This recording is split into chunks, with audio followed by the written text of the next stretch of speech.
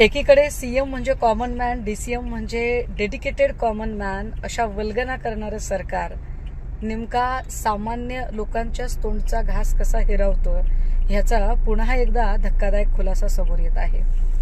आधी मंत्री धनंजय मुंडे, मग जयकुमार गोरे, त्यानंतर माणिकराव कोकाटे आणि आता प्रचंड मोठं साम्राज्य असणारे संस्थानिक राधाकृष्ण विखे पाटील यांनी ज्या पद्धतीने सामान्य शेतकऱ्यांच्या तेही तब्बल 10,000 शेतकऱ्यांच्या नावावर राष्ट्रीयकृत बँकेकडून घेतलेले पैसे त्या शेतकऱ्यांच्या खात्यात पडूच दिले नाही आणि ते पैसे स्वतःकडे वळते करून घेतले, ही बाब अत्यंत लाजिरवाणी आहे। एवढ्या मोठ्या संस्थाचालक आणि संस्थानिक धनी असणाऱ्या माणसाने सामान्य शेतकऱ्यांच्या तोंडचा घास पळवावा हे अत्यंत वाईट आहे।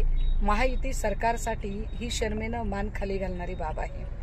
ऑनरेबल सुप्रीम कोर्टाने गुन्हा या प्रकरणामध्ये आता दाखल करण्याचे आदेश दिले आणि त्यानुसार लोणी पोलीस स्टेशनमध्ये गुन्हा सुद्धा दाखल झाला, परंतु इतक्या भ्रष्ट मंत्र्याला, जो मंत्री इथल्या गोरगरीब शेतकऱ्यांच्याच तोंडचा घास पळवतो, असा मंत्री महायुतीच्या सरकारमध्ये चालतो कसा काय?